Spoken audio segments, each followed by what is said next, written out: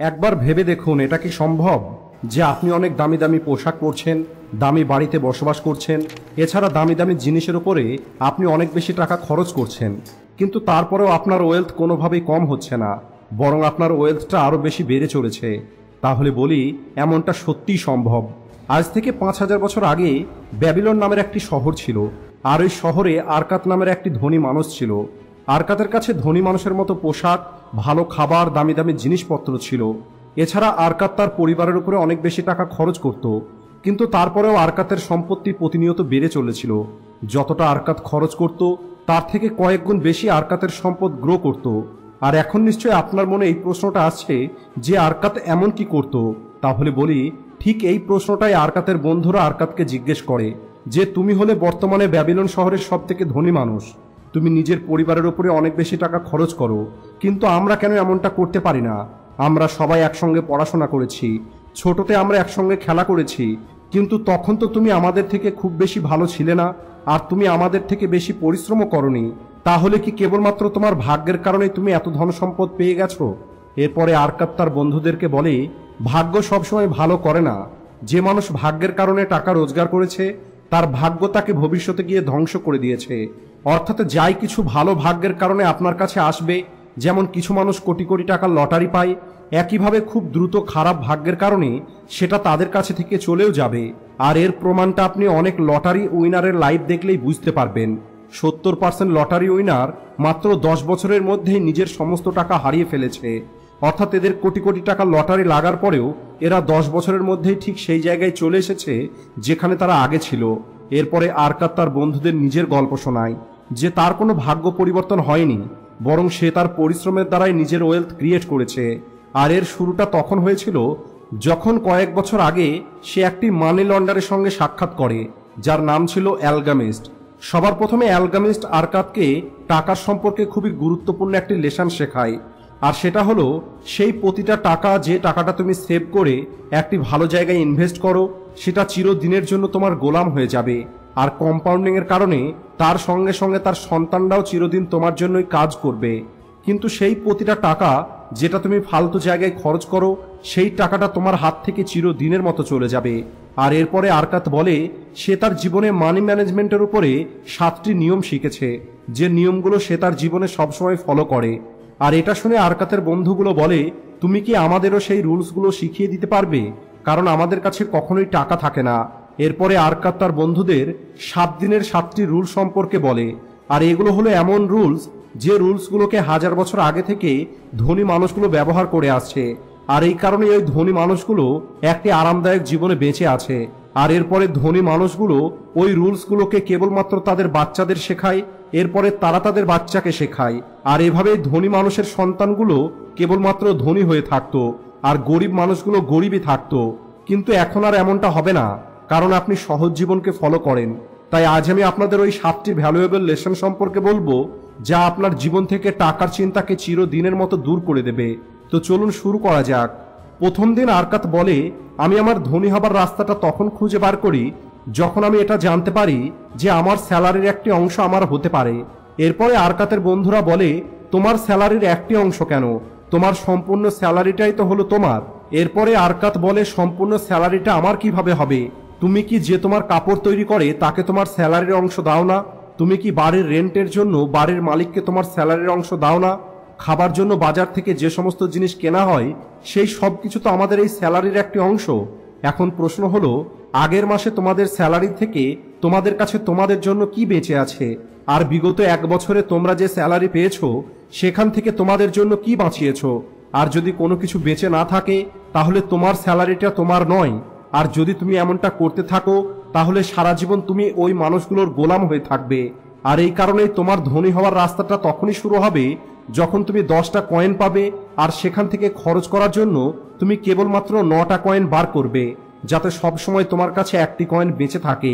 তাহলে 1 বছরে তোমার কাছে 12টা কয়েন বেঁচে যাবে, যার ফলে তুমি তোমার পকেটের মধ্যে ওই 12টা কয়েনের ওজন অনুভব করতে পারবে।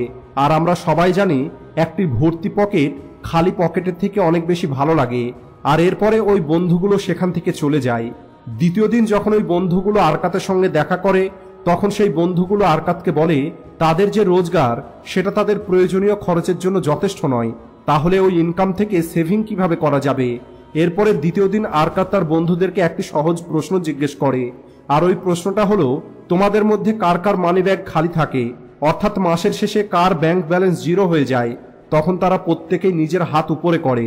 এরপরে আরকাত তাদেরকে জিজ্ঞেস করে, তোমাদের স্যালারি তো সবার আলাদা আলাদা, কারোর অনেক বেশি তো কারোর অনেক কম, তাহলে এমনটা কিভাবে সম্ভব যে তোমাদের প্রত্যেকের ইনকাম প্রতিটা মাসে শেষ হয়ে যায়?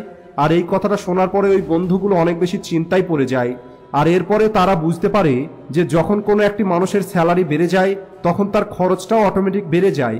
এরপরে আরকাত বলে, বেশিরভাগ মানুষ যে জিনিসকে নিজের প্রয়োজন মনে করে আসলে সেই সব কিছু হলো তাদের ইচ্ছে, আর এই মানুষগুলো এই দুটো জিনিসকেই পার্থক্য করতে পারে না। আর এখন যদি তুমি এটা মেনে নাও যে তোমার স্যালারিটা 10টা গোল্ড কয়েনের পরিবর্তে 9টা গোল্ড কয়েন হয়ে গেছে, আর একটা গোল্ড কয়েনকে যদি তুমি লুকিয়ে রাখো তাহলেও তোমার মানি ব্যাগটা মাসের শেষে খালি হয়ে যাবে, যেটা এতদিন ধরে হয়ে এসেছে। কিন্তু তখন তোমার কাছে একটি কয়েন অতিরিক্ত থাকবে, আর সেই একটা কয়েনকেই তোমাদের সেভ করতে হবে। আর এরপরে তোমাদের চেষ্টা করতে হবে যে কতটা বেশি তোমরা সেভ করতে পারো। এরপরে দ্বিতীয় দিন ওই বন্ধুগুলো চলে যায়, আর তৃতীয় দিন যখন তারা পুনরায় দেখা করে তখন আরকাত তাদেরকে তৃতীয় রুল সম্পর্কে বোঝায়, আর সেটা হলো মেক দে গোল্ড মাল্টিপ্লাই। অর্থাৎ যখন আপনার সেভিংসের অভ্যেস হয়ে যাবে আর আপনি আপনার ফালতু খরচগুলোকে নিয়ন্ত্রণ করা শিখে যাবেন, এরপরে আপনাকে আপনার সেভিংসটাকে মাল্টিপ্লাই করা শিখতে হবে। আর এখানেই বেশিরভাগ মানুষ ফেল হয়ে যায়, কারণ সেভিংস আপনাকে গরিবি থেকে বাঁচিয়ে রাখতে পারে, কিন্তু ইনভেস্টিং এর মাধ্যমে আপনি ধনী হতে পারবেন। যেমন আরকাত যখন প্রথমবার কিছু সেভিং করে তখন আরকাত সেই টাকা একটি ঢাল তৈরি করা মানুষকে দিয়ে দেয়, আর ওই ঢাল তৈরি করা মানুষটি প্রতি 4 মাস পর পর আরকাতকে ওই টাকার জন্য অল্প কিছু টাকা দিত, আর আরকাত পুনরায় সেই টাকাকে অন্য কোথাও ইনভেস্ট করে দিত, আর সেখান থেকে আরকাত যখন টাকা পেত সেই টাকাটা সে অন্য জায়গায় ইনভেস্ট করে দিত, আর এই প্রসেসটা এভাবেই চলতো। আর আরকাত যখন নিজের ফাইন্যান্সিয়াল ফ্রিডমের জার্নিটা শুরু করে তখন আরকাত তার লক্ষ্যটা অনেক দূরে দেখতে পাচ্ছিল, কিন্তু যখন আরকাত কিছুটা দূর যাওয়া শুরু করে তখন আরকাত বুঝতে পারে এটা দূর থেকে দেখতে হয়তো কঠিন মনে হচ্ছে, কিন্তু যখন একবার জার্নিটা শুরু করে দেওয়া হয় আর যতটা সময়ে লক্ষ্যে পৌঁছানোর আশা করা হয় তার থেকে অনেক কম সময়ে লক্ষ্যে পৌঁছানো যায়, কারণ এখানে কম্পাউন্ডিং এর পাওয়ার তোমাকে সাহায্য করবে। আর যখন তুমি তোমার ওয়েলথকে গ্রো হতে দেখতে পাবে তখন তুমি সেটাকে এনজয়ও করতে পারবে। যদিও ওই সময় ইনভেস্ট করাটা অনেক কঠিন ছিল, কারণ সেই সময় ব্যাংক, স্টক মার্কেট অথবা কোনো ফাইন্যান্সিয়াল কোম্পানি ছিল না, কিন্তু আজকের তারিখে আমাদের জন্য ইনভেস্ট করাটা অনেক সহজ হয়ে গেছে। আজ আপনি ঘরে বসে মোবাইলের মাধ্যমে ইনভেস্ট করতে পারবেন। চতুর্থ দিন যখন আরকাত তার বন্ধুদের সঙ্গে দেখা করে তখন তাদেরকে খুবই গুরুত্বপূর্ণ একটি বিষয় সম্পর্কে বলে, আর সেটা হলো ব্যাড লাক যে কোনো সময় যে কোনো মানুষের জীবনে আসতে পারে। আমাদের বড় রিস্ক বড় রিটার্ন দেয়, কিন্তু যে মানুষগুলো বড় রিস্ক নেয় তাদের ঠিক ততটা বড়ই ক্ষতিও হয়। আর ইনভেস্ট করার প্রথম প্রিন্সিপাল হলো সিকিউর ইউর প্রিন্সিপাল, অর্থাৎ আপনার টাকার সিকিউরিটি। আর পৃথিবীর সব থেকে ধনী ইনভেস্টর ওয়ারেন বাফেট এটাই বলেন, rule number 1 don't lose money, আর রুল নাম্বার 2 হলো ডোন্ট ফরগেট রুল নাম্বার 1। কারণ যদি একবার আপনি আপনার টাকা লস করে ফেলেন তাহলে সেই টাকা দিয়ে আপনি ভবিষ্যতে যত টাকা রোজগার করতে পারতেন সেই সমস্ত টাকাও আপনি লোকসান করে ফেলবেন।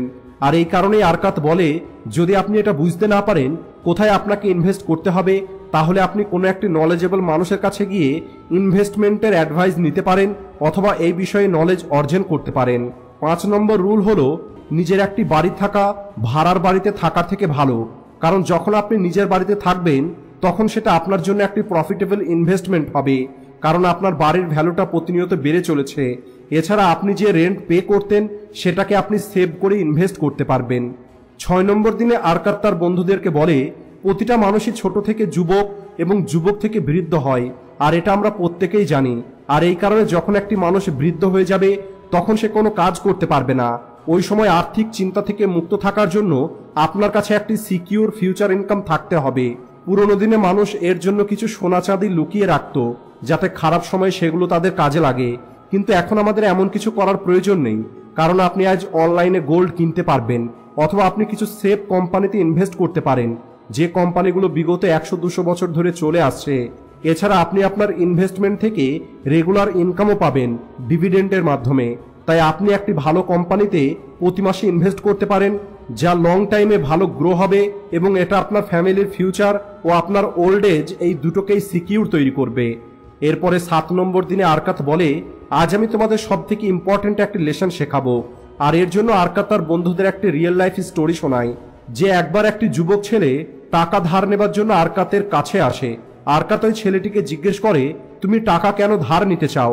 তখন ওই ছেলেটি বলে, আমার স্যালারি হলো অনেক কম, আর আমার স্যালারি দিয়ে আমি আমার পরিবারের বেসিক খরচ পূর্ণ করতে পারি না।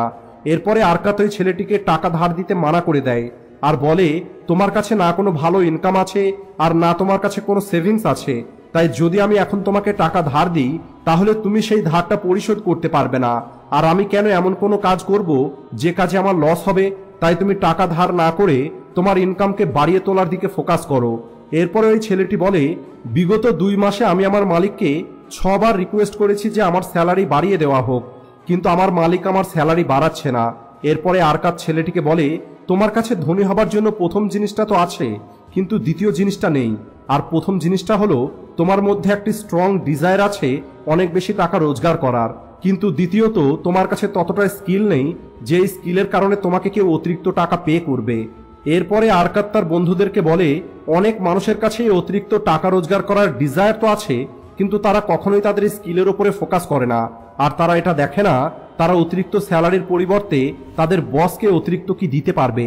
কারণ যে মানুষ যত বেশি নলেজেবল এবং স্কিলফুল হবে সে তত বেশি তার কোম্পানিতে ভ্যালু অ্যাড করতে পারবে, আর এই কারণে সেই মানুষটি অনেক বেশি টাকাও রোজগার করবে। তাই আপনি এখন যে কাজই করছেন সেই কাজটাকে প্যাশনের সঙ্গে করুন আর সব সময় নতুন স্কিল শিখতে থাকুন, যাতে আলটিমেটলি আপনার ভ্যালুটা বাড়ে। আর এরপরে আপনাকে বেশি স্যালারির চাওয়ার কোনো প্রয়োজন নেই, আপনার বস খুশি হয়ে আপনাকে অতিরিক্ত স্যালারি দেবে।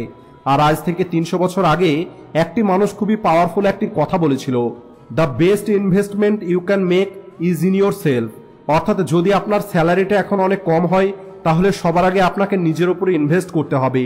তাই অতিরিক্ত ডিমান্ড করার আগে আপনাকে এর উপরে ফোকাস করতে হবে যে আপনি অতিরিক্ত কি দিতে পারবেন। কারণ আজকের তারিখে 90% মানুষ সেলফ মেড মিলিনিয়র, যারা নিজের পরিশ্রমের মাধ্যমে নিজের ওয়েলথ ক্রিয়েট করেছে। আর এই সমস্ত মানুষগুলো ভ্যালু প্রোভাইড করেই ধনী হয়েছে, এরা কেবলমাত্র ডিমান্ড করে ধনী হয়নি। তাই আপনিও ইনভেস্ট মাইন্ডসেট রাখুন, ডিমান্ড মাইন্ডসেট, ভিকটিম মাইন্ডসেট অথবা পুয়ার মাইন্ডসেট রাখবেন না। আজকের ভিডিওটি এই পর্যন্তই। ভিডিও ভালো লাগলে ভিডিওটিকে লাইক ও শেয়ার করতে ভুলবেন না। Thanks for watching.